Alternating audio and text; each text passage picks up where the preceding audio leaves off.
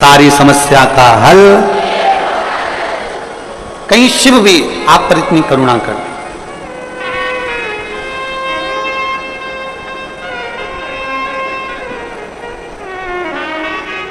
बहुत विश्वास लेकर कथा को सुनो, पूर्ण भरोसे के साथ शिव महापुराण की कथा सुनो, और जितने भरोसे और विश्वास के साथ में कथा सुनोगे उतना भगवान शिव कृपा करेंगे। पहले का जमाना दूसरा था, आज का जमाना दूसरा है। पहले बहुत यज्ञ करना पड़ता था, अनुष्ठान करना पड़ता था, तब करना पड़ता था, साधना करना पड़ती थी, तब भगवान प्रसन्न होते थे, प्रकट होते थे। आज के समय में बहुत यज्ञ करने की जरूरत नहीं, तप करने की जरूरत नहीं, साधना करने की जरूरत नहीं। आज के जमाने में तो केवल भगवान शंकर को एक लोटा जल चढ़ाओ और बम बम भोले बोल दो, मेरा देवाधिदेव महादेव तुम्हारे भंडार भरना प्रारंभ कर देगा। इतना सरल है। वो समय गया। पहले का समय और आज के समय में बहुत अंतर है। पहले जितने काम होते थे वो ऑफिस में किताबों पर, कॉपियों पर, रजिस्टर में लिख कर होते थे।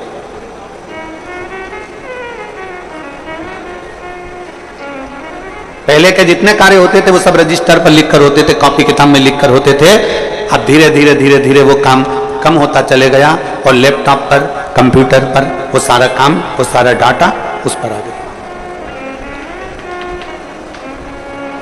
अब कॉपियों का काम कम हो गया, अब लिखा पढ़ी का काम कम हो गया और कंप्यूटर का, लैपटॉप का जमाना आ गया। लैपटॉप पर लोग लिखने लगे, कंप्यूटर पर लोग नोट करने लगे और उसको पूरा की पूरा डाटा उतारने लगे।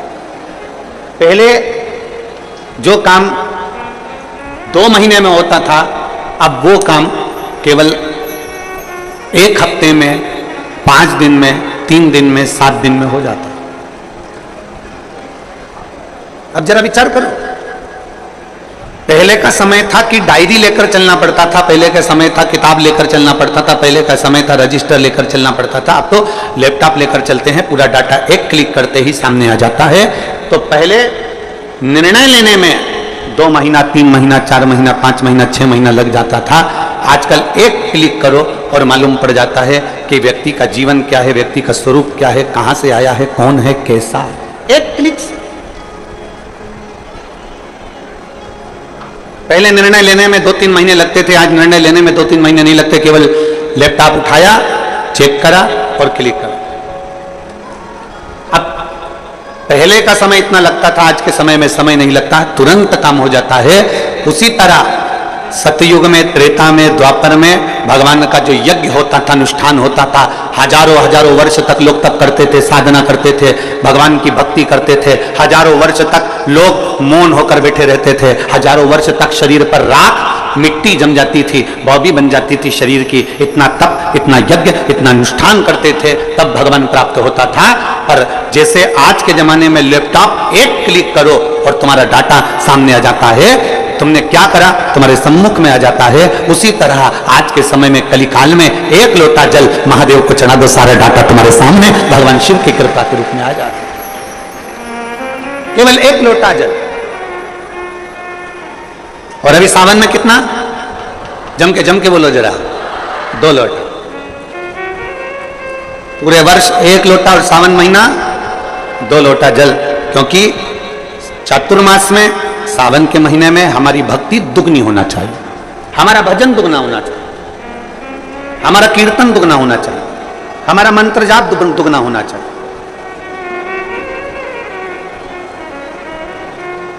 और मैंने तेरे ही भरोसे बाबा, तेरे ही भरोसे हवा बिच उड़ती जावांगी बाबा, डोर हटो छड़ना निकटी जावांगी। भोले मैं तेरी पतंग, शंभो मैं तेरी पतंग, हवा बिच उड़ती जावांगी बाबा, डोर हटो छड़ना निकटी जावांगी। अपनी भक्ति को दुगना करिए। अपने विश्वास को दुगना करिए, अपनी दृढ़ता को दुगना करिए।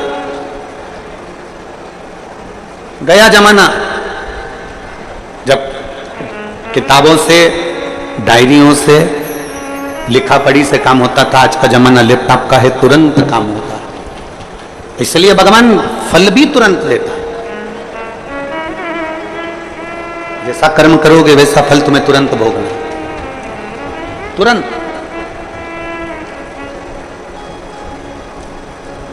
और बहुत विश्वास के साथ में ये सावन का महीना मिला है, बहुत विश्वास के साथ। छत्तीसगढ़िया जम के, जरा जम के, छत्तीसगढ़िया सबले बढ़िया। बहुत विश्वास के साथ में ये सावन का महीना मिला है।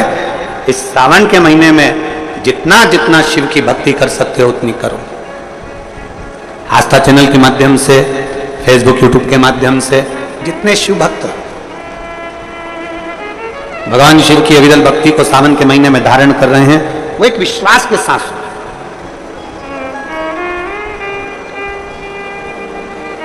एक भरोसे के साथ। अभी हम जहां रुके हैं न्यू कुर्सी पार, कुर्सी पार है कि खुर्सी पार है? हाँ तो तुम समझ गए ना? हाँ ठीक है। हम जहाँ रुके हुए हैं न्यू कुर्सी, हाँ तुम समझ लेना, कुर्सी खुर्सी एक ही बात है, ठीक है। हम न्यू डैश डैश डैश पार रुके हैं। तो वहाँ जिस भवन में हम रुके हैं अग्रसेन अग्रवाल समाज का, तो सुबह सुबह लगभग 5 साढ़े 5 बजे हम जब सुबह मॉर्निंग वॉक कर रहे थे, घूम रहे थे, तो वहाँ एक माताजी ने एक बहुत सुंदर प्रश्न किया। कथा की शुरुआत है, ध्यान से सुनना। उस माँ ने एक प्रश्न किया कि गुरुजी,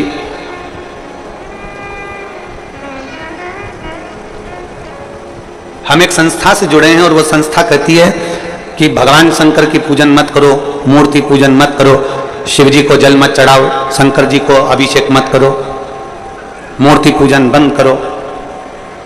क्यों मूर्ति की पूजन करो? हम उस माता जी के पूरे शब्द सुनते जा रहे थे और अपना वो हाल में घूमते जा रहे थे। गुरुजी, हम जिससे जुड़े हुए हैं वो बोलते हैं कि मूर्ति पूजन मत करो, और आप कहते हो कि शंकर जी को एक लोटा जल चढ़ाओ। हम जिनसे जुड़े हैं वो कहते हैं कि मूर्ति बाहर निकाल दो, घर से बाहर कर दो मूर्ति को, मूर्ति एक भी घर में नहीं होना चाहिए, और जितना बन सके उतना ध्यान लगाकर बैठे रहो भगवान का, भगवान तुमको मिलेंगे। मूर्ति बात।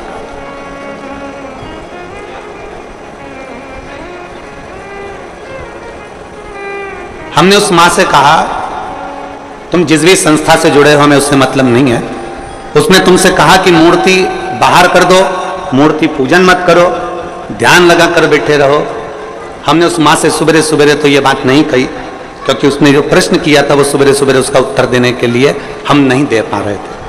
इतनी सुबह से इस व्यर्थ की बात का क्या वर्णन कर। पर अगर वो माँ वो बोल रही थी मैं कथा में आऊंगी कथा सुनने के लिए, तो अगर वो कथा में बैठी हो तो ध्यान लगाना उसको। जो तुमसे कह रहे हैं कि मूर्ति पूजन मत करो, जो तुमसे कहते हैं कि भगवान को बाहर निकाल दो, जो तुमसे कहते हैं कि मूर्ति को बाहर निकाल दो और ध्यान लगाकर बैठो, जितना कर सकते हो उतना ध्यान लगाओ, तो हम निवेदन करेंगे उनसे जाकर कहना कि तुम भी शादी मत करना, बच्चे मत करना, ध्यान लगाकर बैठ जाना कि मेरी लुगाई आई, मेरी पत्नी आई, हमारी शादी हो गई, हमारे 4 बच्चे हो गए, 2 5वीं में पढ़ रहे, 2 6 में पढ़ रहे। बस ऐसा ध्यान लगाकर बैठ जा। ध्यान लगाकर बैठने से पत्नी प्राप्त हो जाएगी क्या? जम के बोलो जरा।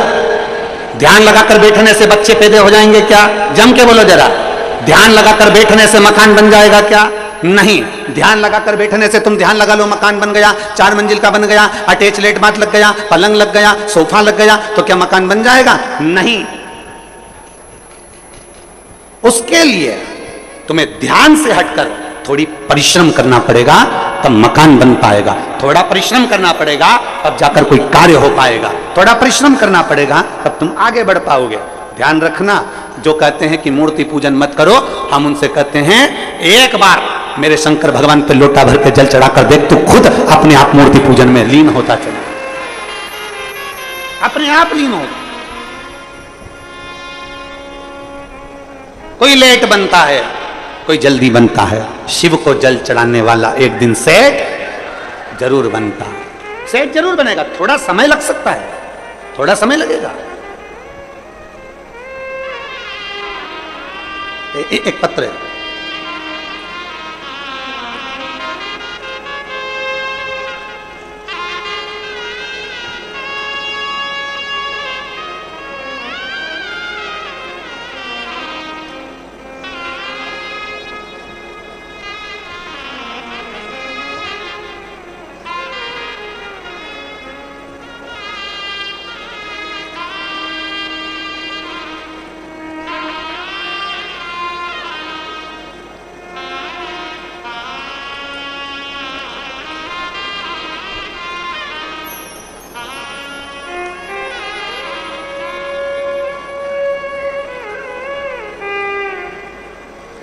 मेरा नाम मनीराम देवांगना। कहीं बैठे हैं मनीराम जी देवांगन? कहीं बैठे हो तो हाथ हिलाइएगा। आपकी हैं? ऐसा हाथ हिला दो एक बार। आ जाओ, एक बेलपत्र लेकर चले जाना। हाथ हिलाओ एक बार वापिस, आ जाइए। मेरा नाम मनीराम देवांगन है। मैं भाटापारा जिला बालोदा बाजार, भाटापारा छत्तीसगढ़ का निवासी हूँ। मेरा मोबाइल नंबर ये है। एक लोटे जल का मैं क्या वर्णन करूँ। मैं कपड़े की फेरी लगाता हूँ। साइकिल पे कपड़ा बांधना, ले जाना, बेचना। 1 साल से मेरी कपड़े की फेरी ठीक नहीं चल रही। इतना दुखी हो गया कि भोजन के भी लाले पड़ने लगे। बड़ी मुश्किल से जिंदगी चलने लगी। अब करूं तो करूं क्या। एक दिन मेरे पिताजी ने मुझसे कहा कि तू एक काम कर। वो सियोर वाला महाराज कहता है कि शंकर जी पर अगर एक लोटा जल चढ़ाओगे, उसको जल चढ़ाने वाला एक ना एक दिन सेठ जरूर बनता है। अब तू फेरी भी लगा, मना नहीं, पर पहले शिव जी को जल चढ़ा। मैंने अपने पिताजी के कहने पर, जो आपकी कथा दिन रात सुनते हैं, उनके कहने पर शंकर जी के मंदिर में जाना प्रारंभ करा। 1 लोटा जल चढ़ाना प्रारंभ करा। गुरुदेव 2-3 महीने तो मेरी फेरी जैसी थी वैसी ही रही, कोई अंतर नहीं आया। आखिरी में मैंने मंदिर जाना छोड़ा तो मेरे पिताजी ने कहा मंदिर मत छोड़, तो शिव जी के मंदिर में जा, झाड़ू पोछा लगा और 1 लोटा जल चढ़ा। अब मैंने मंदिर में सफाई करना प्रारंभ करी और मेरे बाबा का नाम लेकर जो जल शिव जी को चढ़ाता था वही मैं अपने कपड़े पर छींट देता था और कपड़ा लेकर साइकिल पर बांध कर चला जाता। आज मेरे बाबा ने ऐसी कृपा कर दी कि मुझे भी लाखों और करोड़ों में खिला दिया। मैं बाबा को धन्यवाद देने के लिए आया, मैं शिव को धन्यवाद देने के लिए आया। लाइन अच्छी लिखी है, आप और हम सब गुनगुनाते। खाली ना जाता कोई दर से तुम्हारे, खाली ना जाता कोई दर से तुम्हारे, मैं भी खड़ी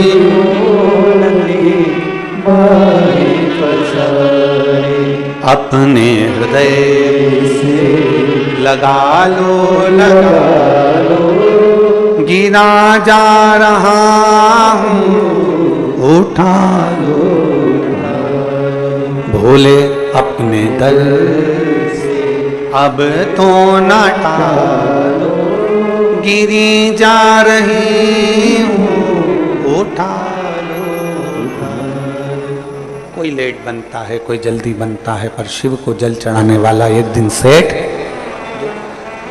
थोड़ा समय लग सकता है, थोड़ा समय लगेगा, थोड़ा समय लग सकता है, पर यदि तुम्हारा विश्वास पक्का है, यदि तुम्हारा भरोसा पक्का है, यदि तुम्हारी दृढ़ता पक्की है,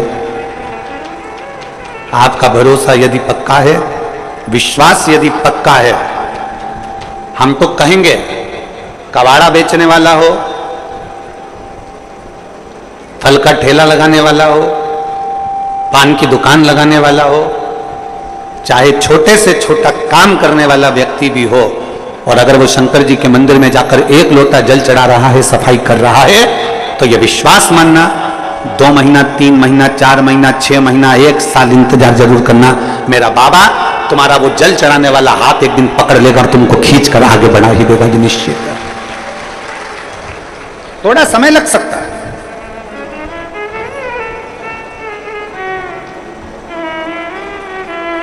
थोड़ा समय लग सकता है, पर मेरा बाबा जिस दिन हाथ पकड़ेगा और खींचेगा उस दिन सुख का अनुभव होगा। थोड़ा समय लग सकता है।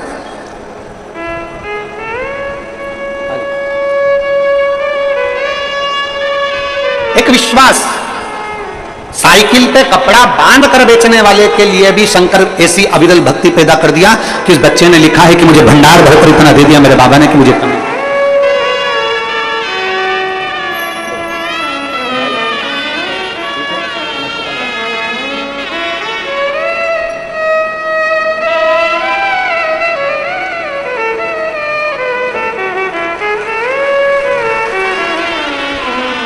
और लुटा दिया भंडार, कर दिया माला। अपने भरोसे को बढ़ाना है हमको, अपने विश्वास को बढ़ाना है हमें। सावन के महीने में हमें कुछ नहीं करना, बस इतना ही करना है कि हमारा विश्वास कितना शंकर के प्रति जा सकता है।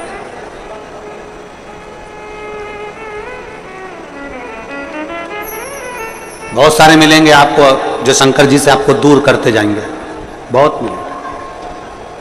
पर मेरा निवेदन, आपके घर के पास, आपके नगर में, आपके खेड़े में, आपके मोहल्ले में, आपके क्षेत्र में जहां शिव का मंदिर है वहां रोज जाओ, एक लोटा जल लेकर शिव के पास जाओ।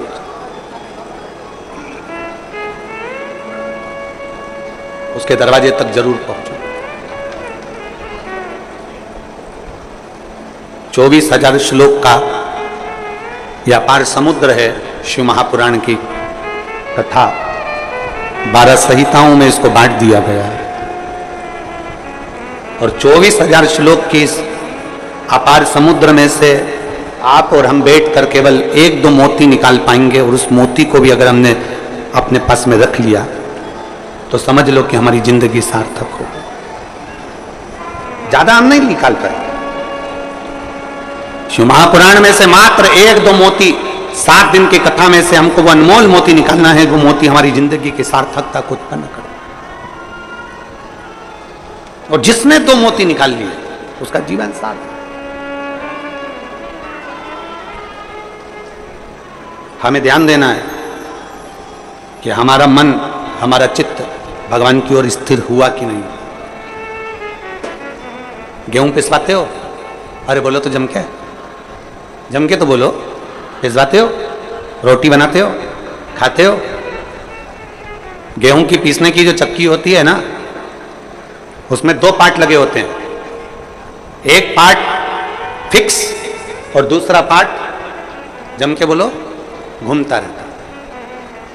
चक्की का जो एक पार्ट होता है वो एकदम फिक्स होता है, एकदम जमा हुआ होता है, दूसरा पार्ट घूमता रहता है, तब जाकर वो गेहूं चावल पिसाता है। और अगर दोनों पार्ट घूमने लगेंगे तो पिसाएगा क्या? नहीं।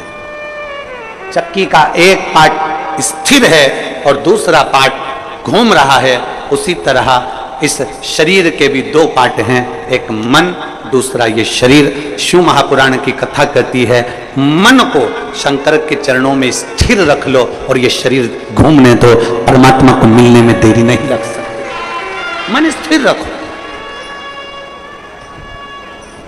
हम मन को स्थिर नहीं रख पाते।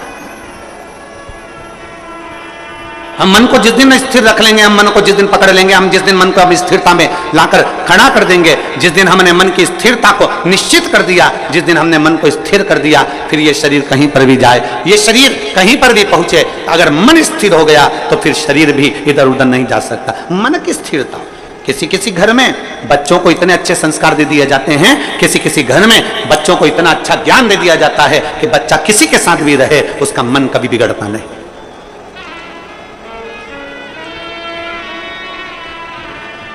वो बच्चा कभी नहीं बिगड़ता। कितनी सुंदर बात कही है।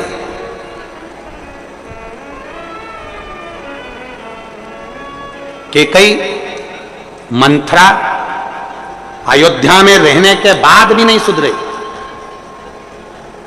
और वो विभीषण रावण की लंका में रहने के बाद भी बिगड़ा नहीं है, नहीं बिगड़ा।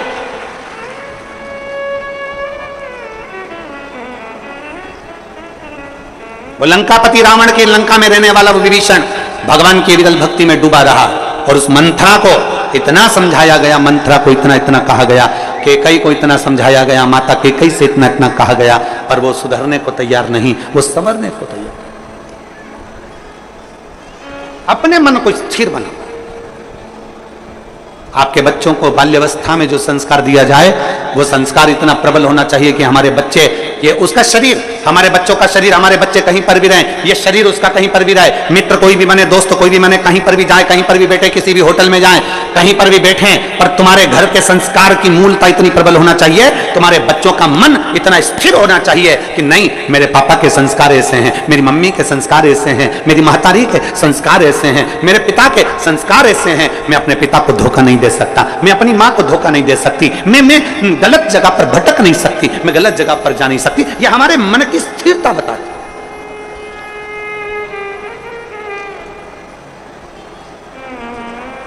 आज का जो माहौल चल रहा है ना, ये मेरी जीजियों और मेरे जितने जीजा बैठे हैं वो भी सावधानी से सुने। आज का जो माहौल चल रहा है, मोबाइल का नेटवर्क मालूम पड़ जाता है कि कहां है, मोबाइल का नेटवर्क मालूम पड़ जाता है कि कहां है, पर घर के बच्चों का नेटवर्क मालूम नहीं पड़ पाता कि वो कहां है। हमारे बेटे का नेटवर्क कहां चल रहा है, हमारी बेटी का नेटवर्क कहां चल रहा है, हमारी बेटा का नेटवर्क कहां तक है, हमारी बेटी का नेटवर्क कहां तक है, हमारे बच्चों का नेटवर्क कहां तक है, किसकी संगत में, कौन दोस्त, कौन सहेली, कहां जा रही है, कहां ले जा रही है, कहां बैठ रही है।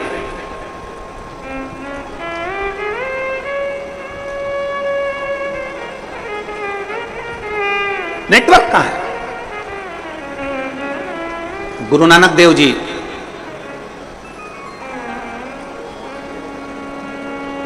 संतों के सिरमौर, गुरु नानक देव जी अपने शिष्य बाले से कहते हैं, बाले, एक व्यक्ति जो कर्म करता है, उस कर्म करने वाले व्यक्ति के ऊपर उस मालिक की दृष्टि हर पल रहती है, हर पल। जैसे आज की भाषा में कहें कि दुनिया के लोग कहीं पर भी रहें, वो सोचते हैं कि हमने जो करा वो परमात्मा ने नहीं देखा, हमने जो किया वो भगवान ने नहीं देखा। हम पुण्य करते हैं तो सारी दुनिया में डोंडी पीट देते हैं, और हम पाप करते हैं तो किसी से नहीं कहते, छुपा लेते हैं, उसको लगता है कि मैंने किसी से नहीं कहा। गुरु नानक देव जी कहते हैं, बाले, हमारे एक एक कर्म पर हमारे ईश्वर की, उस परमात्मा की दृष्टि हमेशा रहती है। मोबाइल का नेटवर्क मालूम पड़ सकता है कि कहां है, पर आज के बच्चों का नेटवर्क मालूम नहीं पड़ पाता कि बच्चे कहां, किससे बात कर रहे हैं, मोबाइल में किससे चैटिंग कर रहे हैं, किससे बात की जा रही है, कौन है, कौन सहेली है, कौन दोस्त है, कौन व्यक्ति कैसा है, उसको नहीं मालूम पड़ता। मोबाइल का नेटवर्क मालूम पड़ जाएगा पर बच्चों का नेटवर्क नहीं मालूम पड़ पाता। इसलिए निवेदन आप सबसे, शिव महापुराण कथा के माध्यम से जितने मेरे विश्व के पूरे संपूर्ण विश्व में बैठे हुए श्रोता भाई बहन जो शिव महापुराण की कथा को सुन रहे हैं, उनसे निवेदन है, सावन के महीने में अपने बच्चों के हाथ में एक लोटा जल पकड़ाओ और उसको भी शिवालय तक भेजो, जिससे उसका मन स्थिर होगा। शरीर भले घूमता जाए पर मन की स्थिरता बनना चाहिए। शरीर भले घूमे पर मन की स्थिरता हो। स्थिर मकान किसने बनाया? तुमने मेहनत कर कर। घर बनाया तुमने मेहनत कर कर, एक एक रुपया जोड़कर तुमने महल बनाया, नगर बसाया, मकान बनाया, घर बनाया, परिवार बनाया, पत्नी का half set, full set, sofa set, सब कुछ घर में लाकर दिया, डिनर सेट, सब कुछ दिया। उसके बाद भी मनुष्य अगर घर में अपसेट रहे तो ऐसे सेट का कोई मतलब नहीं। उसके बाद भी अगर अपसेट हो तो उसका कोई मतलब नहीं।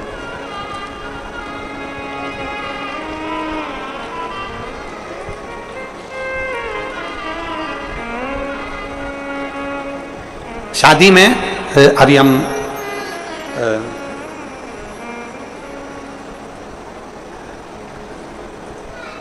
बीच में कथा थी एक महाराष्ट्र में, तो हम एक शादी में गए, वो नहीं माने कि वो बेटी ने जिद कर ली कि नहीं गुरुजी नहीं आएंगे तो मैं बरमाला नहीं डालूं, फेरे नहीं करूं, फिर हमको जाना पड़ा।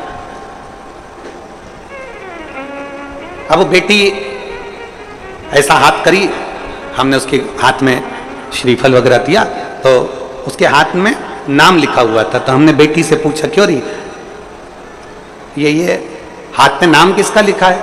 तो बेटी ने कहा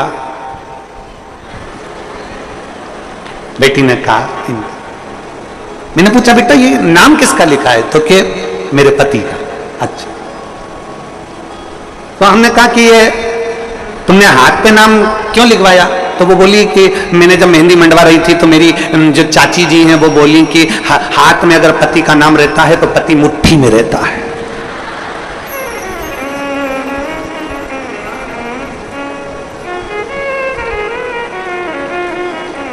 तो फिर हमने कहा बेटा फिर तो पति की जगह सास का लिखाना था,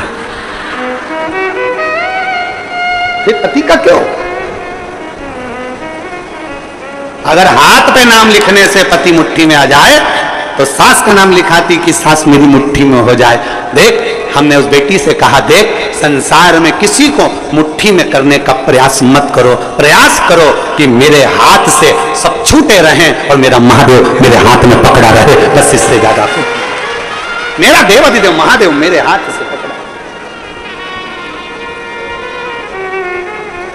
मेरा शिव मेरा बना रहा है, उससे ज्यादा मुझे कुछ नहीं चाहिए।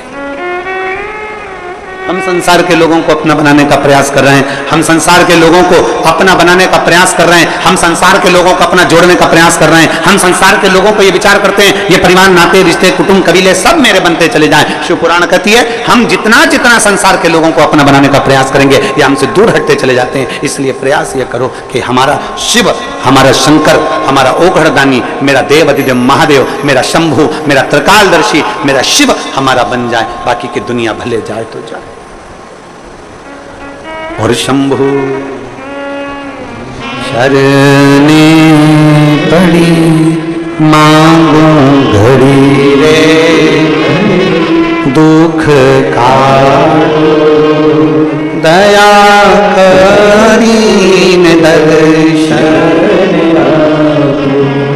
शंभु शरणे पड़ी मांगो घड़ी रे दुख तारो दया करी में दर्शन। हम शिव को अपना बना, हम शंकर को अपना बना,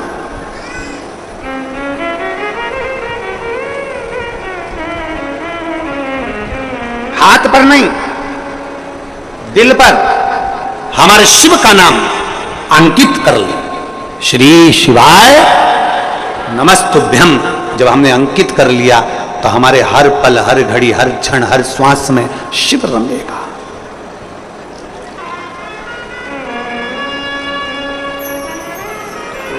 कावड़ देना,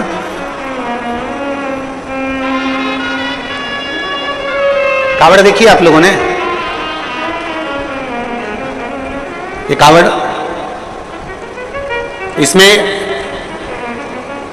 दो तो पानी के कलश रहते हैं, दो पानी के लोटे रहते हैं,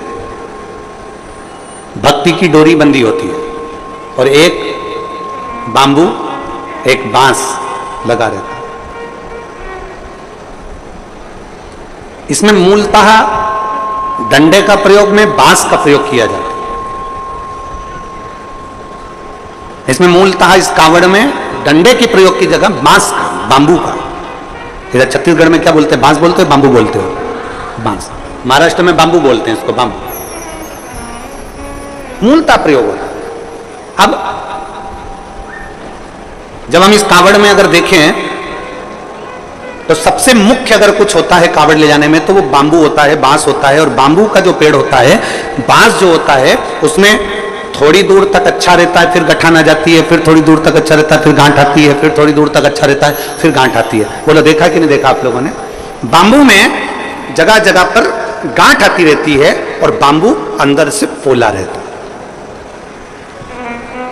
कोई कोई बांबू, कोई कोई बांस ठोस भी होता, पर कितना भी ठोस हो बांस, उसके अंदर थोड़ा ना थोड़ा पोलापन रहता ही रहता।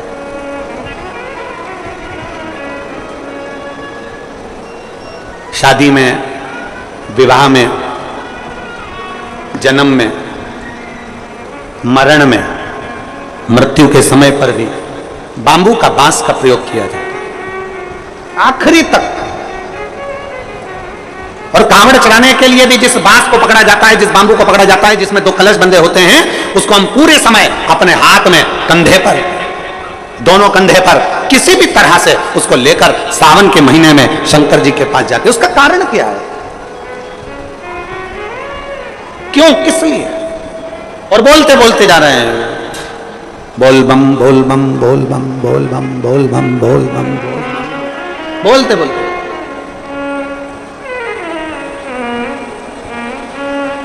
एक श्रीमद् भागवत कथा सुनी आप लोगों ने? जम के बोलो जरा, जम के। सबने सुनी भागवत जी?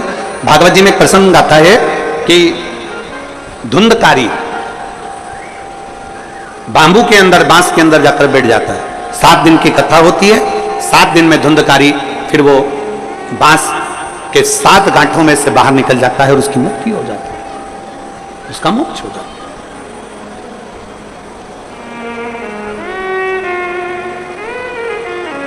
एक बांस कंधे पर लिया, 2 लोटे, 2 कलश उसमें बंधे, और उसको हमने पकड़कर बोल बम बोल बम बोल बम बोल बम बोलते बोलते बोलते चल। आखिरी में हम जो बांबू पकड़े हैं, जो बांस पकड़े हैं, वो बांस की महत्वता सावन के महीने में क्यों हो जाती है? क्यों कावड़ बांबू पर ही बांध कर ली जाती है? उसका कारण क्या है? उसका केवल एक कारण है, हे देवादिदेव महादेव, इस बांबू में गांठें हैं। और सरलता में जाइए, देखो, बहुत बहुत सरलता में जाइएगा। हमारे भारत की भूमि के जो जगत गुरु शंकराचार्य जी हैं, वो भी अपने हाथ में दंड रखते हैं, वो भी बांबू, वो भी बांबू, वो भी बांस।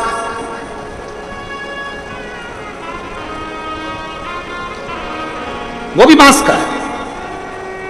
कंधे पर कावड़ ली और कावड़ लेकर जब हम चले, हम पकड़कर बोल बम बोलते बोलते जा रहे हैं, उस कावड़ के डंडे को पकड़े हैं और आखिरी में शिव जी के मंदिर में जाकर भगवान शंकर को जल अर्पित करते हैं। और जल अर्पित कर कर हम जब वापिस अपने भवन की ओर आते हैं तो देव अधिदेव महादेव के उस भाव में भगवान शंकर की भक्ति करती है, शिव महापुराण की कथा करती है। वो बांबू जिसमें बहुत सारी गांठें हैं और वो गांठें स्वयं शिव शंकर की कथा करती है। जिस समय पर हम दोनों हाथ में कावड़ के लोटों को लेकर, जल लेकर भगवान शिव को समर्पित करते हैं, 2 हाथ हमारे जल से भरे होते हैं और बांबू नीचे रह जाता है, उसी समय पर शिव कथा कहती है कि जैसे बांस की गांठें बहुत होती हैं और वो गांठ टूटती नहीं है, पर महादेव के चरणों में जैसे 2 लोटा जल पहुंचता है, हमारे जीवन की सारी गांठें टूटती चली जाती अपने आप।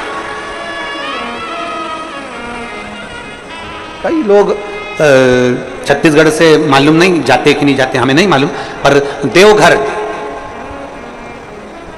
बाबा धाम छत्तीसगढ़ से जाते हैं लोग बाग? हाथ उठाओ जरा, जाते हैं? अरे बहुत बढ़िया, रखो रखो, बहुत बढ़िया। देवघर जाते हैं, सुल्तानगंज से जल भरकर देवघर तक पैदल 150 किलोमीटर तक बाबा का नाम लेते लेते लेते लेते भगवान का भजन करते करते चले जाते। उसके दरवाजे तक पहुंच गए, जल महादेव पर चढ़ा कि नहीं चढ़ा वो मतलब नहीं है, वो मूलता नहीं है, पर आप भगवान के दरवाजे तक जब पहुंचते हो, आप भगवान के द्वार तक जब पहुंचते हो तो भगवान उसको स्वीकार करते हैं।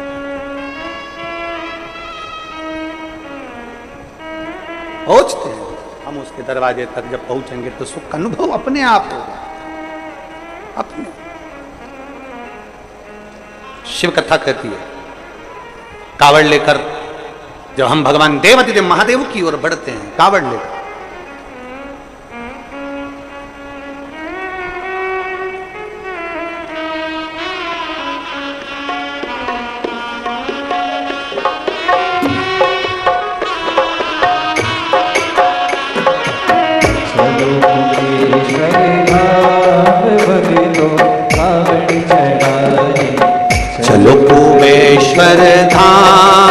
चल कर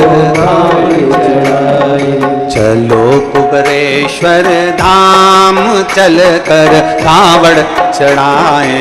चलो कुबरेश्वर कावड़ चढ़ाए मेरे भोले को रिझाए। कावड़ चढ़ाए मेरे भोले को रिझाए। कावड़ चढ़ाए शिव शंकर को रिझाए। कावड़ चढ़ाए शिव शंकर को रिझाए। अरे चलो कुबरेश्वर धाम चल के कावड़ चढ़ाए। चलो कुबरेश्वर चलो चलिए कुबरेश्वर धाम चल के कावड़ चढ़ा। चलो कुबरेश्वर धाम चल के कावड़ चढ़ाए। ओ कावड़ चढ़ाए मेरे भोले को रिझाए। कावड़ चढ़ाए मेरे भोले को रिझाए। ओ कावड़ चढ़ाए शिव शंकर को रिझाए।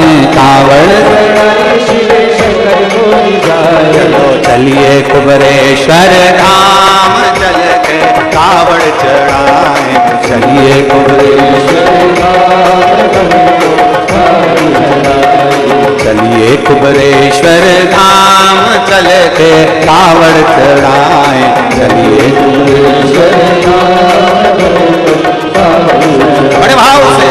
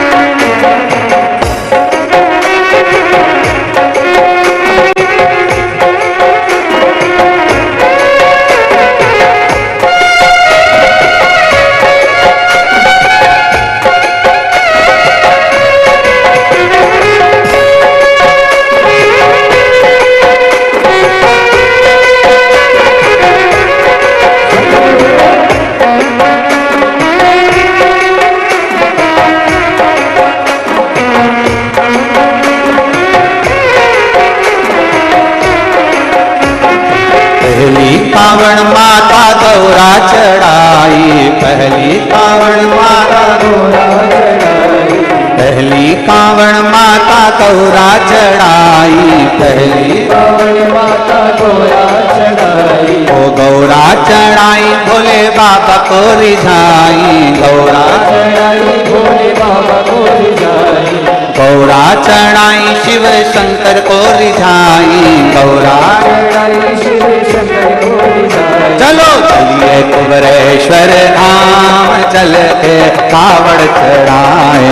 चलिए कुबरेश्वर धाम को कावड़ चढ़ाए। चलिए कुबरेश्वर धाम चल के कावड़ चढ़ाए। चलिए कुबरेश्वर धाम को कावड़ चढ़ाए।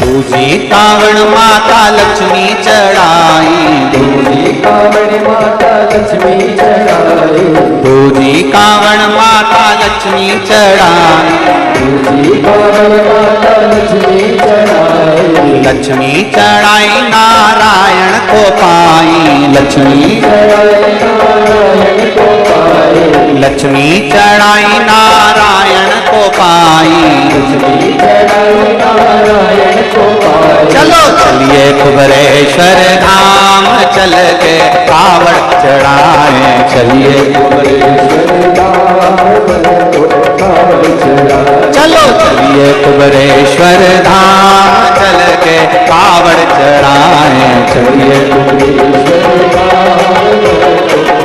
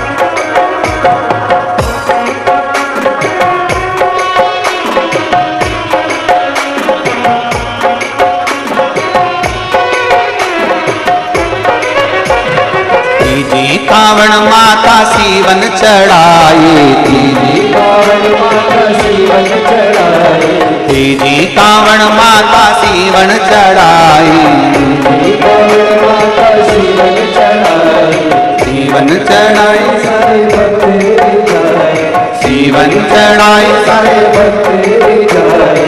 चलो कुबेरेश्वर धाम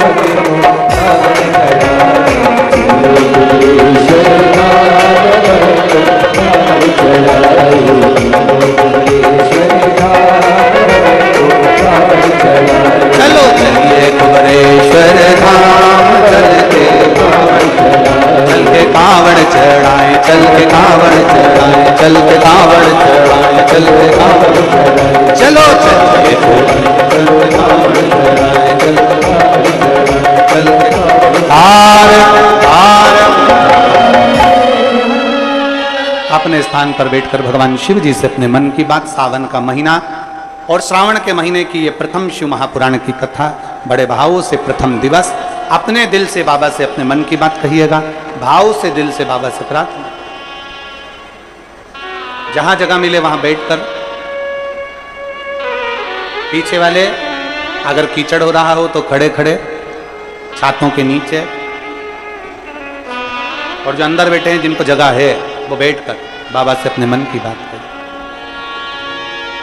बड़े भावों के साथ में। आपकी आवाज हमारे तक पहुंचना चाहिए, दिल से बोलिएगा बाबा से।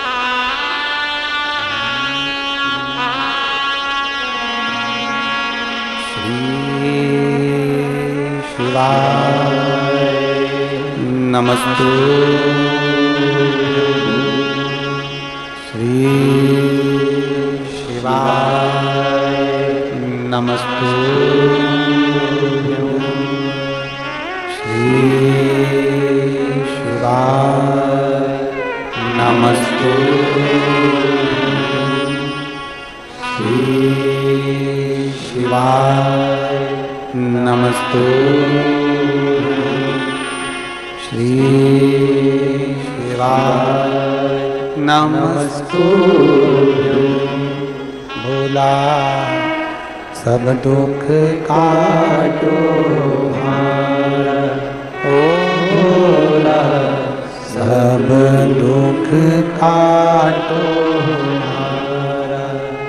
शिव शंकर जपूं तेरी माला, भोले बाबा जपूं तेरी माला, भोला सब दुख काटो हमारा। ओ भोला सब दुख काटो हमारा। वेश मंगल मंगलकारी, वेश मंगल मंगलकारी, शमशान वासी हमारा, शमशान वासी हमारा। ओ भोला सब दुख काटो हमारा। ओ भोला सब दुख काटो हमारा। भगवान देवतीधर महादेव भगवान शिव की कथा कहती है, सावन के महीने में विश्वास के साथ में जो हम भगवान की कावड़ लेकर जाते हैं, उसमें जो डंडा लगा होता है वो बाम्बू का होता है, उसमें भी गांठें होती है, वो गांठें खुल जाती है। कहते हैं शिव के नजदीक जैसे जैसे पहुंचते हैं वैसे वैसे हमारी जिंदगी की गांठें खुलती चली जाती। शिव महापुराण में एक देवराज नाम का ब्राह्मण, महात्म में कथा थी, एक देवराज नाम का ब्राह्मण, ब्राह्मण कुल में जन्म जरूर ले लिया पर ब्राह्मण जैसा कर्म नहीं कर पाया।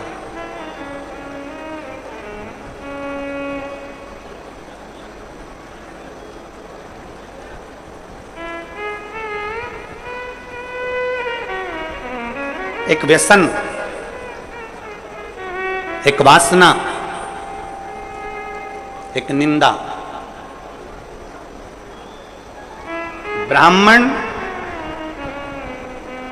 भले ब्राह्मण कर्म कर रहा है कि नहीं कर रहा है, शास्त्र पढ़ रहा है कि नहीं पढ़ रहा है, वेद पुराण पढ़ रहा है कि नहीं पढ़ रहा है, भगवत भजन कर रहा है कि नहीं कर रहा है, मूल वो नहीं है। व्यसन, वासना और निंदा।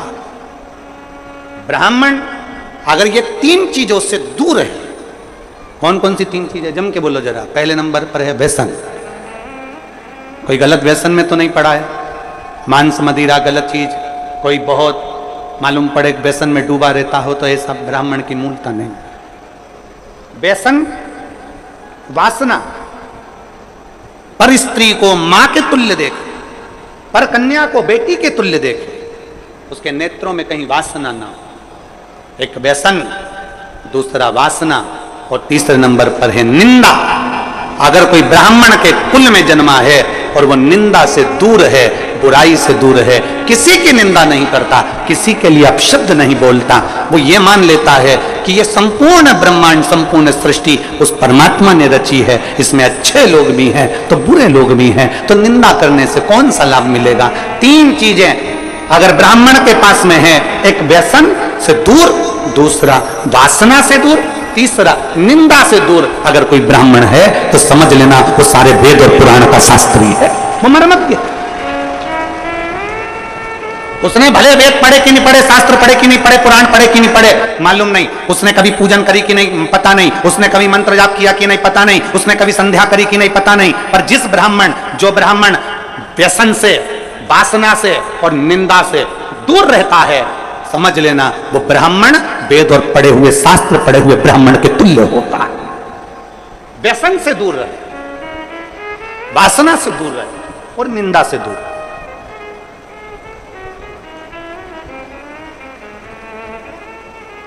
व्यसन, वासना और निंदा से जो दूरी बना लेता है, समझ लो वो श्रेष्ठ है, वो श्रेष्ठ।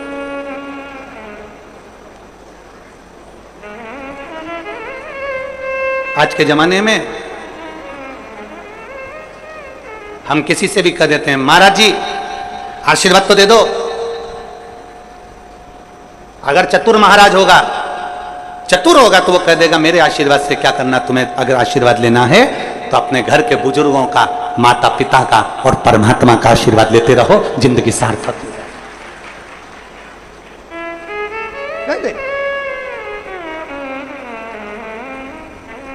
व्यसन में डूबा हुआ कितना बड़ा भी विद्वान क्यों ना हो, कितना बड़ा भी वेद पाठी क्यों ना हो, कितना बड़ा भी शास्त्रों का मर्मज्ञ जानने वाला क्यों ना हो, अगर व्यसन में डूबा है तो वो श्रेष्ठ नहीं।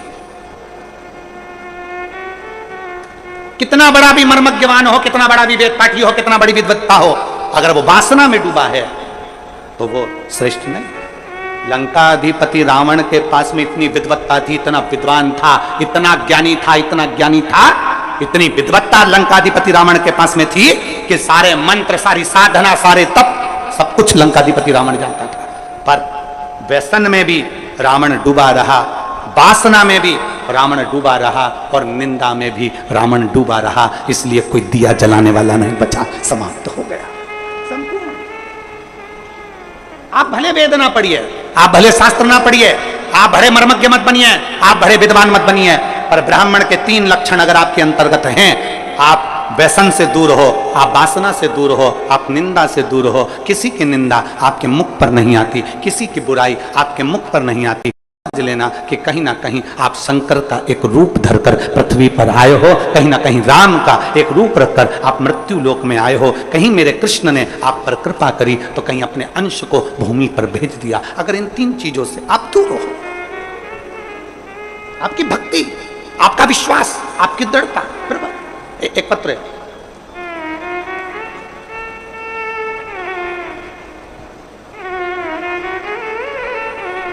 योगिता साहू,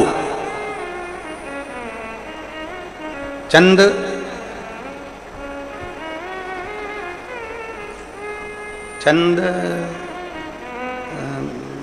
खूरी लिखा है कि बुरी लिखा है वो पता नहीं है, हम चैनल पे दिखा देते हैं, तुम खुद पढ़ लेना और तुम समझ जाना कि यही लिखा, ठीक है।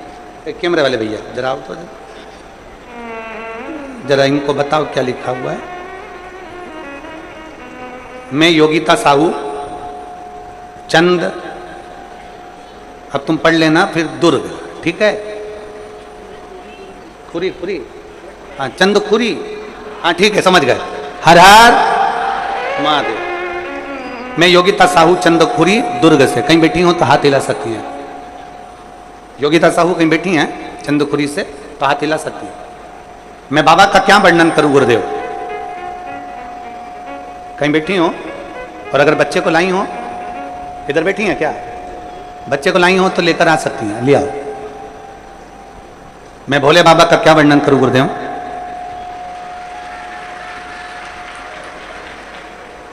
मेरे यहां शादी के हमने 1 साल, 2 साल, 3 साल, 4 साल, 5 साल, 6 साल, 7 साल, 8 साल तक इंतजार करते रहे बच्चे का कि बच्चा होगा, संतान होगी, पर संतान का सुख नहीं हुआ गुरुदेव। कई वर्ष निकल गए और संतान का सुख प्राप्त नहीं हुआ। तब हमारे किसी रिश्तेदार ने कहा कि पंडाल में बैठकर शिव महापुराण की कथा अगर सुनी जाती है और जो मांगा जाता है वो प्राप्त होता है। हमने विचार करा अब हमें कहां शिव महापुराण की कथा सुनने को मिलेगी। वो सीहोर वाला बाबा तो इतनी दूर दूर कथा करने जाता है, हमारे क्षेत्र में कहां कथा करने आए। तभी हमें सूचना मिली कि भिलाई में कथा होने वाली थी। उस समय पर हम भिलाई की कथा को सुने। लॉकडाउन का समय, हमने भिलाई की कथा को सुना। पंडाल में बैठकर बाबा से विनती करी और बाबा ने ऐसी कृपा करी गुरुदेव कि बाबा की कृपा से 8 साल के बाद मेरे घर में बाबा ने संतान का सुख दिया है। मैं बाबा को यहाँ प्रणाम करने के लिए 8 वर्ष के बाद मुझे मेरे बाबा ने संतान दिया। गुरुदेव एक बात कहना चाहती हूं, जब संतान नहीं होती है ना तो लोग एक स्त्री को, एक नारी को दोष देते हैं, पर मेरे भोले बाबा से विनती है आप जो अपनी भाषा में कहते हो वो एक बार इस व्यासपीठ से जरूर कहना। हम जो भोले बाबा से कहते हैं आपको मालूम होगा, एक ही चीज कहते हैं कि मेरे बाबा किसी स्त्री की गोद खाली मत रखना और किसी पुरुष की जेब खाली मत रखना। स्त्री की गोद खाली रहती है। लॉकडाउन के समय पर हमने कथा सुनी और बाबा से इस पंडाल में बैठकर बाबा से भिलाई की कथा में मांगा था कि हमारे घर औलाद हो जाए, और बाबा ने 8 साल के बाद हमें कथा, बाबा ने संतान दी। स्त्री की गोद खाली रहती है तो लोग ताना देते रहते हैं, अपशब्द करते रहते हैं, ना जाने क्या क्या बोलते रहते हैं। और पुरुष की जब जेब खाली रहती है तो दुनिया के लोग गिनते नहीं है, ठोकर मार देते हैं, ठोकर मार देते हैं। दोनों चीजों में ताने मिलते हैं साहब, दोनों चीजों में। एक पत्र और है, दीप्ति साहू, कोडिया दुर्ग। दीप्ति साहू कहीं बैठी हो कोडिया दुर्ग से? आप ही हैं? बच्चा आया है क्या साथ में? ले आओ, इसको भी ले आओ। गुरुजी, हमारी शादी को कई वर्ष बीत गए थे, संतान के लिए तरस रहे थे। तब हमारे पास वाली आंटी ने हमसे कहा कि तू सफेद आंकड़े की जड़ का प्रयोग कर, शंकर जी के मंदिर में 1 लोटा जल चढ़ाना प्रारंभ कर। हमने शिव जी के मंदिर में 1 लोटा जल चढ़ाना प्रारंभ करा, सफेद आंकड़े की जड़ का प्रयोग करा। प्रयोग करने के बाद संतान नहीं हुई, फिर दूसरी बार हमने सफेद आंकड़े की जड़ का प्रयोग करा और बाबा की कृपा से हमारे घर में कई वर्षों के बाद किलकारियां खेली और संतान का सुख प्राप्त हुआ। लिया बच्चे को, लिया।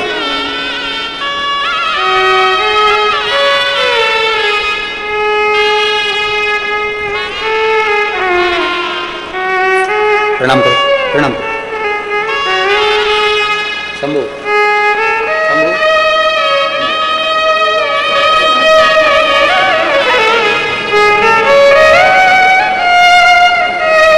खुश हो गया, अब रोने का नहीं, खुश होने का।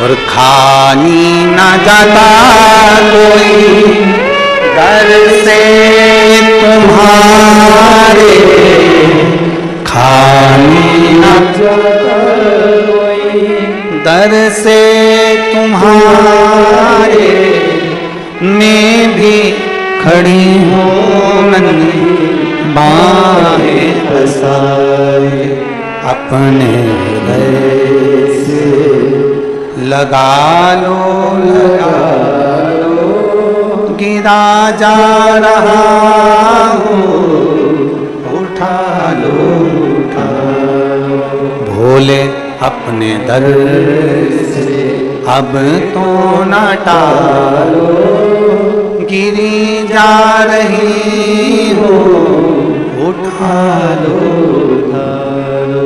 एक विश्वास, एक भरोसा, एक दृढ़ता हमारे भीतर। हम गलत कर्मों से दूर हों, गलत व्यसन से दूर हों, गलत चीजों से दूर हों, गलत सोच से दूर हों, गलत विचार से दूर हों, तो शिव क्यों ना मिले? फिर शंकर क्यों ना मिले? मिलता।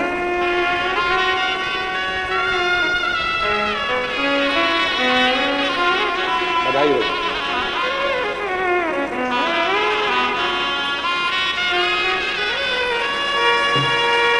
शंभू, शंभू,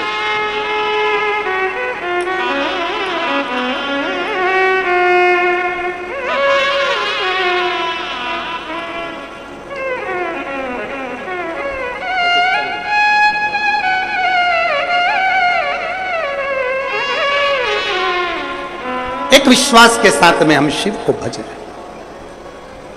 सावन के महीने में हमें केवल इतना ही करना है कि अपने अंदर शंकर जी के प्रति विश्वास जागृत करना,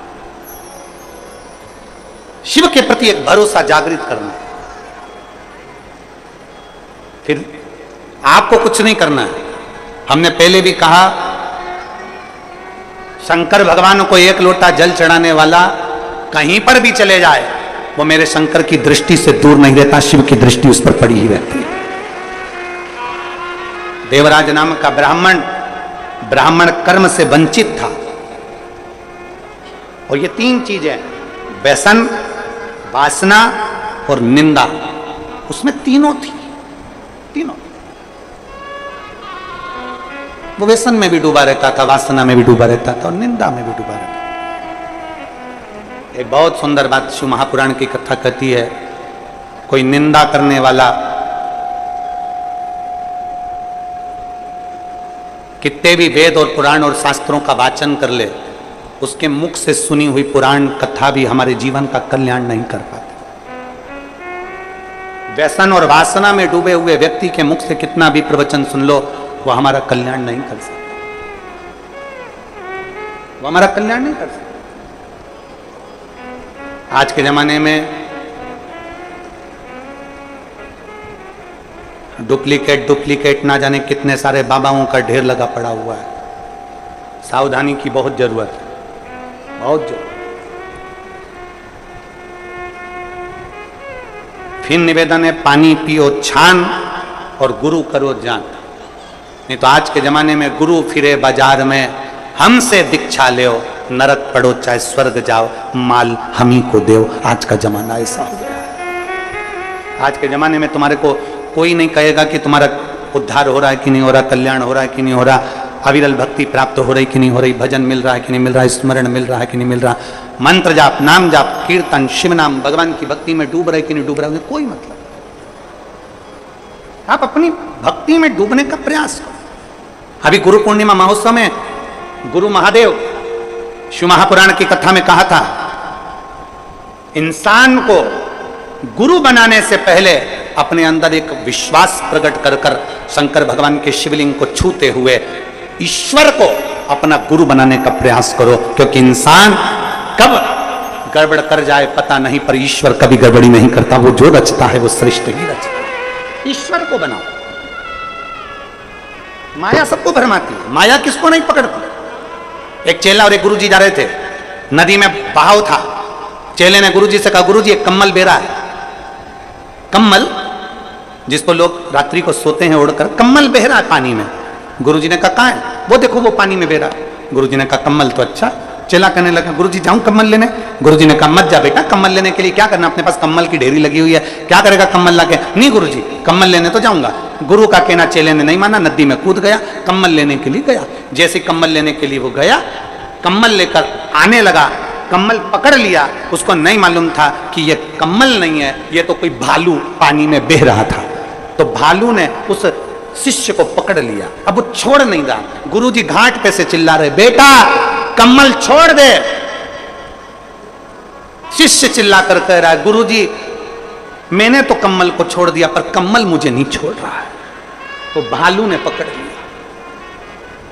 मैंने कम्मल को छोड़ दिया पर कम्मल मुझे नहीं छोड़ रहा है।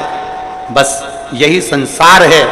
इस संसार में माया जब पकड़ती है तो किसी को नहीं छोड़ती है, चाहे वो कोई भी हो। इसलिए शिव पुराण कहती है, पार्वती जी ने शिव जी को गुरु बनाया था, गणेश जी ने शिव जी को गुरु बनाया था, नंदी ने शिव जी को गुरु बनाया था, लक्ष्मी जी ने शिव जी को गुरु बनाया था, नारायण ने शिव जी को गुरु बनाया था। सारे देवताओं का क्रम उठाकर देख लिए, सबने महादेव को गुरु बनाया। तो हम भी हमारे देवादिदेव महादेव का मात्र स्पर्श कर उसको गुरु बना सकते। शिव को स्पर्श करो, शिव का स्मरण करो।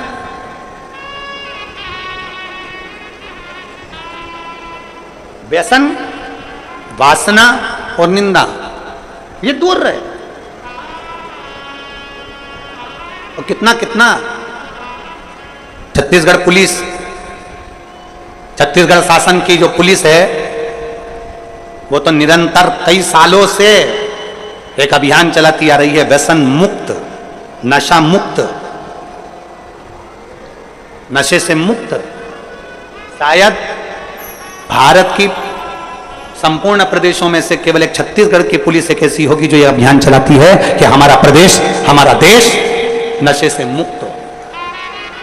एक बार जोरदार ताली बजाओ छत्तीसगढ़ पुलिस के लिए, साधु होता है, नशे से मुक्त हो।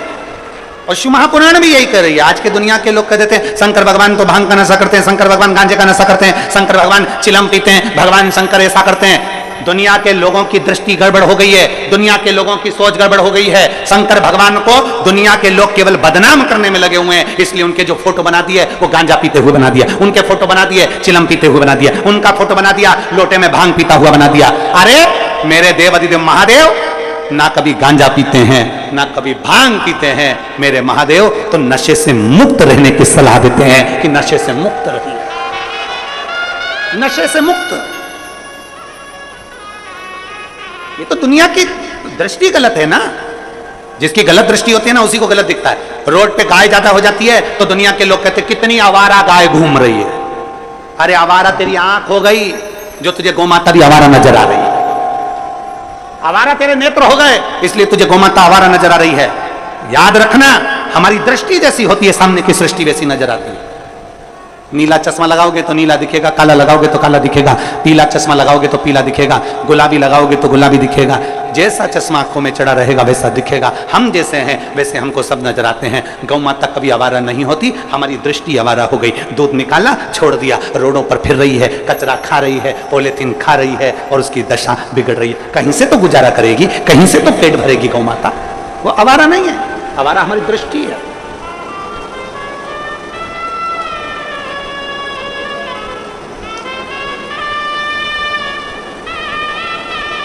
एक साधु था, मेरे शिव कभी नशा करने की आदत नहीं डालते, मेरे शंकर कभी नहीं कहते कि तुम गांजा पियो, मेरे शिव जी कभी नहीं कहते कि तुम भांग पियो, मेरे शंकर भगवान कभी नहीं कहते कि तुम चिलम पियो। मेरे शंकर भगवान तो कहते हैं कि नशों से दूर हो जाओ और भगवान की अविरल भक्ति के नशे में डूब जाओ। जिस दिन तुम राम नाम, कृष्ण नाम, शिव नाम के नशे में डूबोगे उस दिन तुम्हारी जिंदगी स्वयं सार्थक होती है। व्यसन, वासना और निंदा, ये तीनों से ब्राह्मण को दूर रहना चाहिए।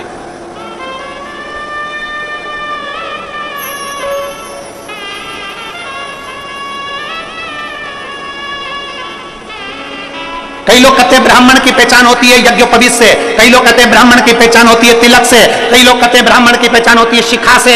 पर शिव महापुराण की कथा कहती है ये तीन से ब्राह्मण की पहचान तो होती है, पर तीन चीजें ब्राह्मण को परमात्मा से मिला देती है। एक व्यसन से मुक्ति, एक वासना से मुक्ति और एक निंदा से मुक्ति।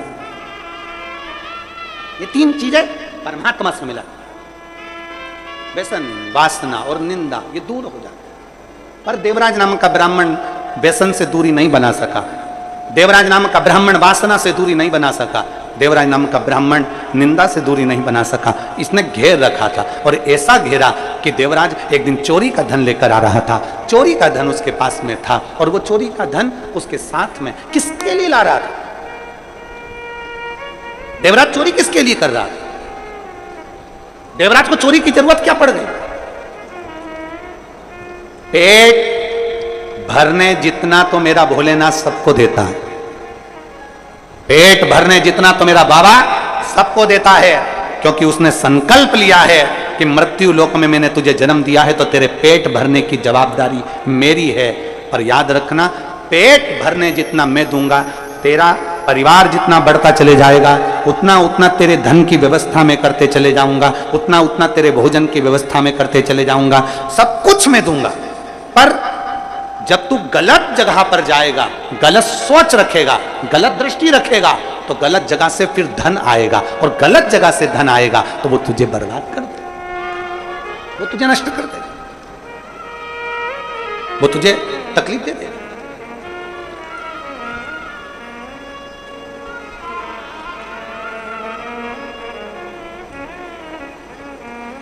व्यक्ति नौकरी करता है, व्यक्ति धंधा करता है, उससे उसके घर का गुजारा आराम से चलता है। पर जब वो सोचने लगता है कि पड़ोसी के घर में एक गाड़ी आई है, बहुत जोरदार आई है, गाड़ी मुझे भी चाहिए, तब फिर वो एक का दो करना प्रारंभ कर देता है। पड़ोसी ने बड़ा बंगला बना लिया, महल बना लिया, मेरे परिवार वालों ने, मेरे रिश्तेदारों ने बड़ा महल, बड़ा बंगला बना लिया, अब उसको भी ज्यादा चाहिए, तो उसने फिर एक का दो करना प्रारंभ कर दिया। मतलब जब तक उसका पेट भरा रहा था, परमात्मा उसको उस लायक दे रहा था, धन ज्यादा चाहिए था तो गलत काम करना उसने प्रारंभ। छत्तीसगढ़ से जिन्होंने ये सुंदर कथा का आयोजन मात्र 5 से 6 दिन में इस कथा का आयोजन रखकर हम सभी भक्तों को श्रावण के सुंदर महीने में कथा श्रवण कराने का जो पुण्य हम सभी को प्राप्त होना था, उसमें एक बड़ा ही सुंदर कार्य आदरणीय श्री दया सिंह जी ने करा। एक बार जोरदार ताली बजाकर स्वागत करें। और प्रथम दिवस की कथा में हम सभी प्रवेश करेंगे।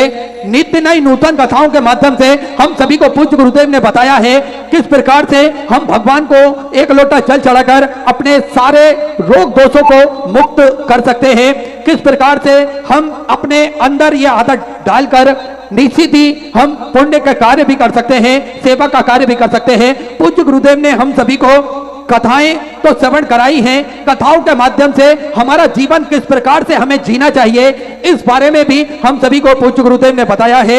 हम सभी को ज्ञात है कि पूज्य गुरुदेव ने हम सभी को कई कथाएं ऐसी श्रवण कराई है जिसकी जानकारी हमें पहले कभी नहीं थी।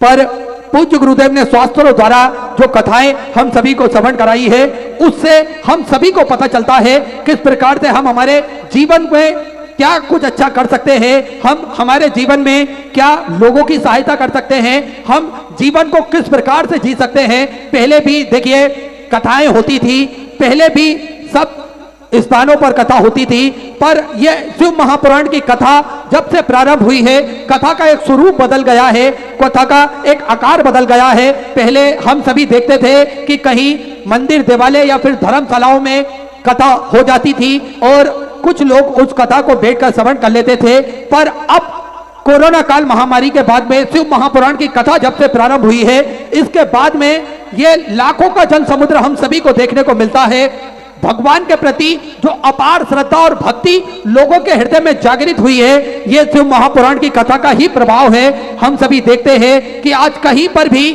किसी भी स्थान पर कथा क्यों ना हो, ये लाखों का जन समुद्र हम सभी को देखने को मिलता है। हम सभी को पता चलता है कि सभी के हृदय में भगवान भोलेनाथ के प्रति कितनी आस्था और कितनी श्रद्धा है। शिव महापुराण की कथा के बाद से हम सभी को पता चला है कि किस प्रकार से श्रद्धा और विश्वास की कथा पूज्य गुरुदेव ने हम सभी को श्रवण कराई है और हम सभी के हृदय में जो श्रद्धा और विश्वास जागृत कराया है, यह शिव महापुराण की कथा ने ही जागृत कराया है। देखिए एक और विशेष सूचना सभी भक्तों के लिए, पूज्य गुरुदेव से आप सीधे जुड़ सकते हैं। आपको कुछ नहीं करना है, मात्र 10 अंकों का एक नंबर अपने मोबाइल फोन से डायल करना है, इस पे मिस कॉल आपको देना है।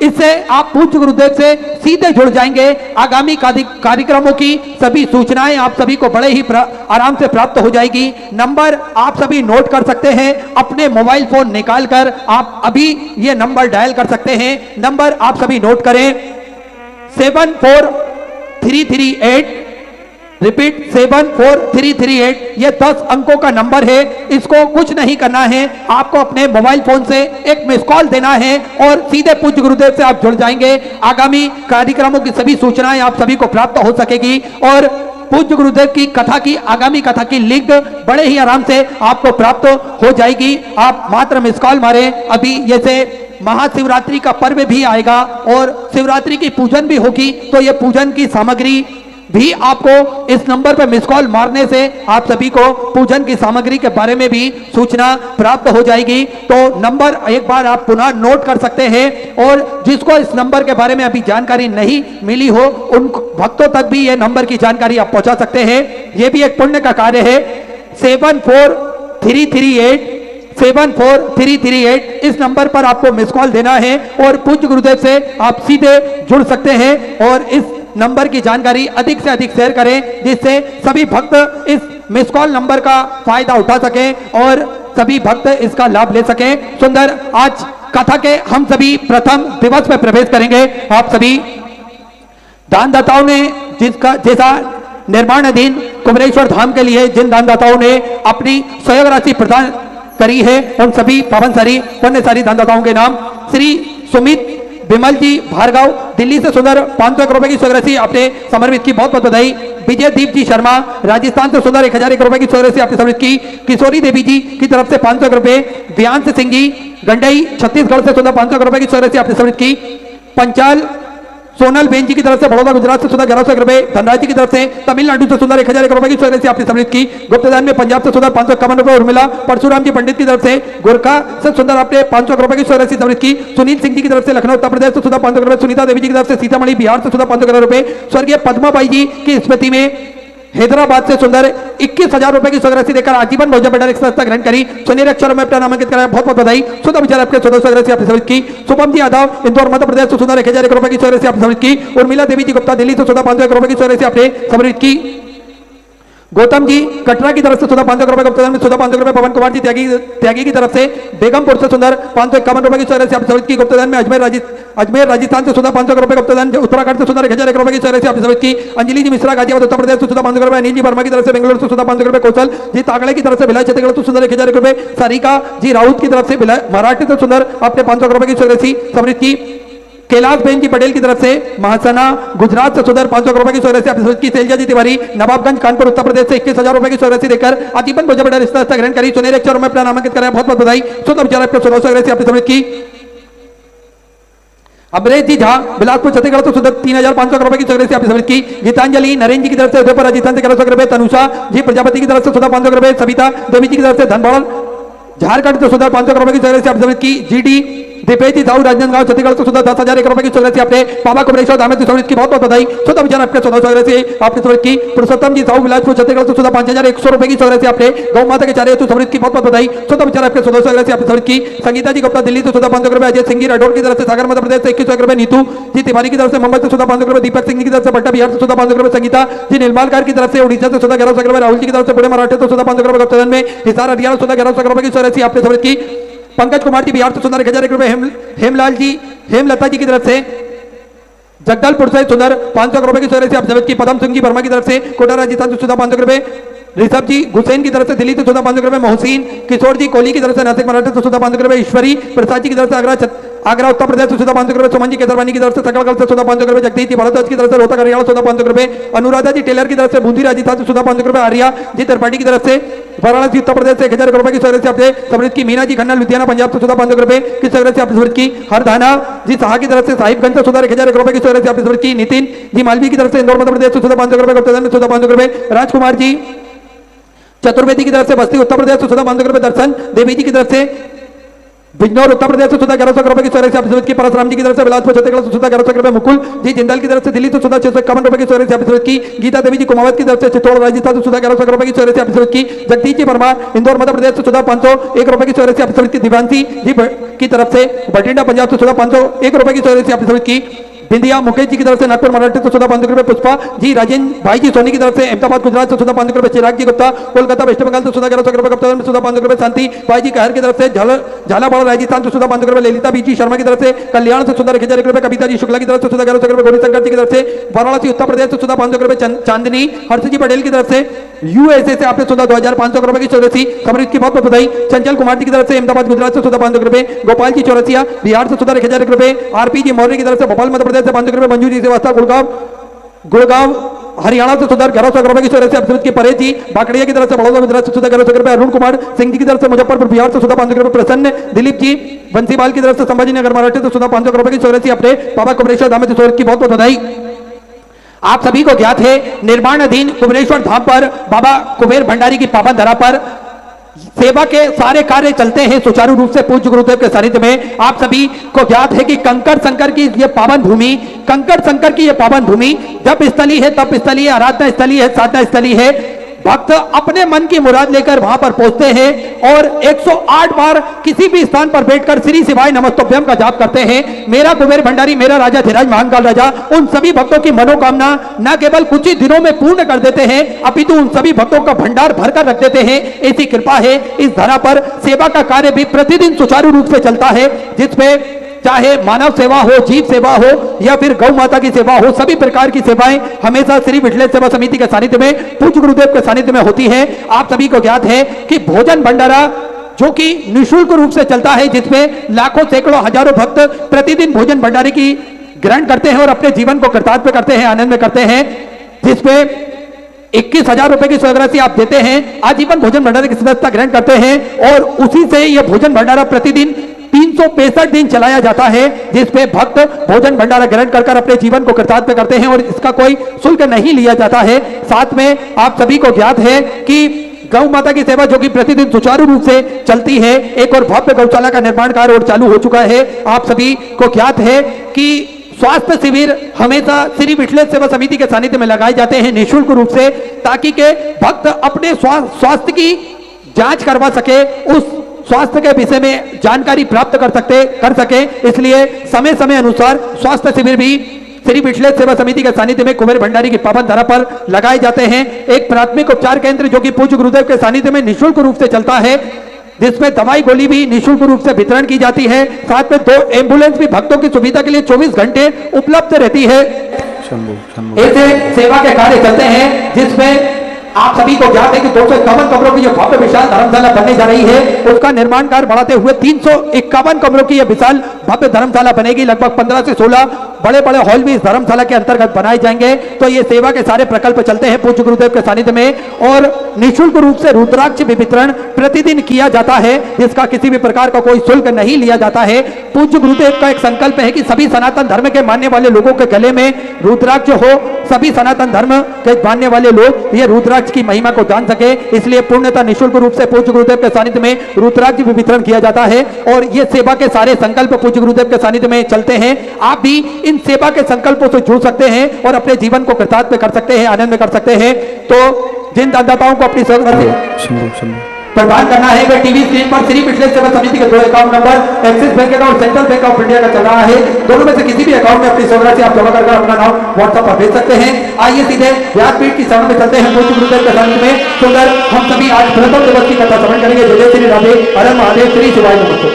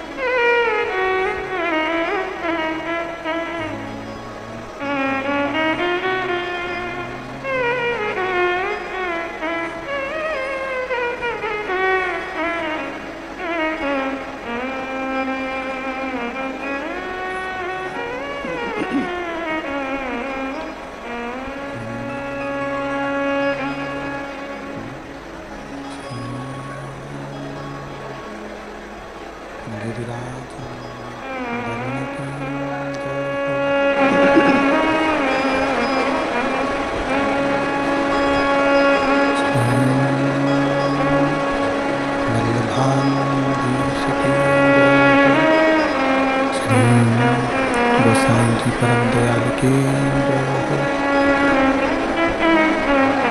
श्याम सुंदर श्री महारानी की काशी विश्वनाथ भगवान की गौराम महारानी की श्री गणेश जी महाराज की सरस्वती माता की गणपति सरकार की कुबेरेश्वर महादेव की महाकालेश्वर भगवान की ओंकारेश्वर भगवान की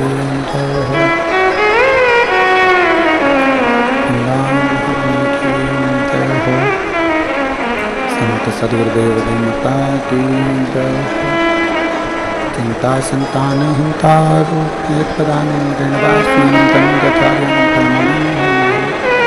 यदि तो जंतु आसर दिखाते वो भवतम सर्वदा वंदे श्रीमद्वल्लभनंदनम् अज्ञानतिमिरादास्य ज्ञानतिशलाखया चक्षुरुन्मिलितेन तस्मै श्रीगुरवे नमः। नमामि हृदयशेषविलासवदक्षिणवचनशास्त्राणि सर्वाणि कलानिधि चतुर्विश्वचतुर्विश्वचतुर्विश्वतिविस्तभाषं जायते स्वपञ्चबाहुदयम्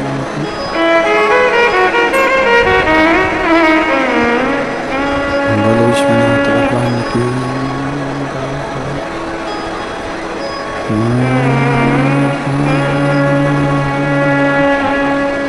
नमः शिवाय नमः शिवाय नमः शिवाय नमः शिवाय ओम नमः शिवाय नमः शिवाय नमः शिवाय नमः शिवाय ओम नमः शिवाय नमः शिवाय नमः शिवाय नमः शिवाय ओम नमः शिवाय नमः शिवाय नमः शिवाय नमः शिवाय ओम नमः शिवाय ओम नमः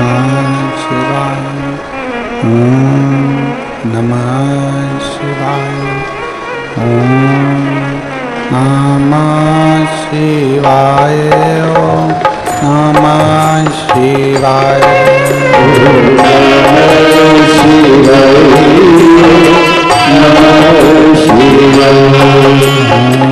नमः शिवाय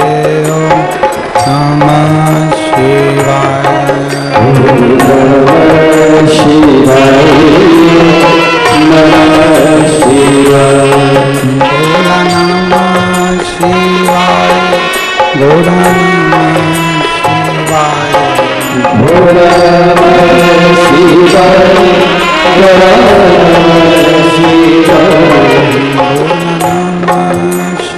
शिवाय गौर नमः शिवाय नमः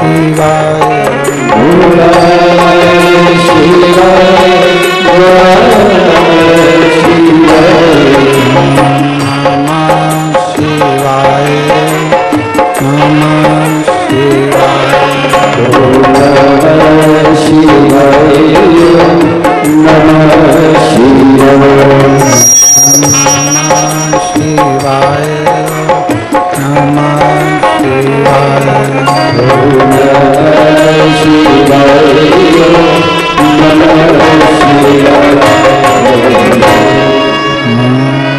शिवाय नमः शिवाय नमः विश्वनाथ भगवान की जय, महाकालेश्वर भगवान की जय, ओंकारेश्वर भगवान की जय, कुबेरेश्वर महादेव की जय, चंपरेश्वर महादेव की जय। हर हर हर हर हर हर महादेव हर। काशी विश्वनाथ